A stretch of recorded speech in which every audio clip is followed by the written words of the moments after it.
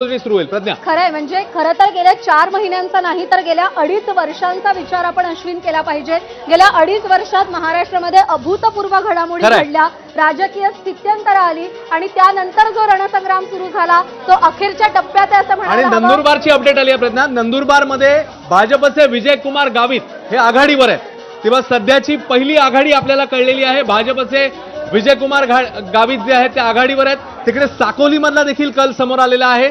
साकोलीमध्ये नाना पटोले काँग्रेसचे प्रदेशाध्यक्ष निवडणुकीच्या रिंगणामध्ये आहेत आणि साकोलीमध्ये ते आघाडीवर असल्याचं कळतं. सध्या आपण दृश्य पाहतोय, टॅली पाहतोय. महायुती आणि महाविकास आघाडीचा स्कोर बरोबरीनं आपल्याला दिसतोय. 2-2 जागांवरती आघाडीवर आहे. साकोलीमध्ये नाना पटोले पोस्टल मतमोजणीत आघाडीवर आहेत, तर नंदुरबारमध्ये विजयकुमार गावित आघाडीवर असल्याचं दिसतंय. अश्विन, खरं, आणि आता 1-1चा आकडा 2-2 झालेला आहे. भाजप 2, काँग्रेस 1, शरद पवारांचा पक्ष 1. अधिक अपडेट भारतीकडे काहीतरी दिसतात. भारती, काय अपडेट आहे?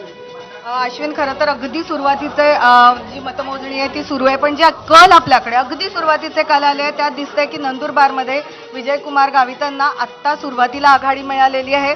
जे अपेक्षित होतं साकोलीमधनं नाना पटोलेंना आघाडी मिळालेली आहे. पुणे कॅन्टॉन्मेंट भाजपचे सुनील कांबळे आता आपल्याला आघाडीवर दिसतात आहे. त्यामुळे आपल्याकडे जे आलेले कल आहेत त्यापैकी हे उमेदवार आहेत. त्यामुळे अगदी सुरुवातीचे कल जे आलेले आहेत ते उत्तर महाराष्ट्रातनं आणि पश्चिम महाराष्ट्रातनं आलेले दिसतात. त्यामुळे उत्तर महाराष्ट्र, पश्चिम महाराष्ट्र आणि कल आपल्या समोर आले. अत्यंत महत्त्वाची अपडेट, बारामतीमध्ये युगेंद्र पवार आघाडीवर असल्याचं आपल्याला पाहायला मिळतं. अश्विन, अत्यंत मोठी, अत्यंत टफ फाईट मानली जाते बारामतीमधली. युगेंद्र पवार आघाडीवर असल्याचं आपल्याला दिसतंय. विद्या चव्हाण यांची एक छोटी कमेंट आपण घेऊया.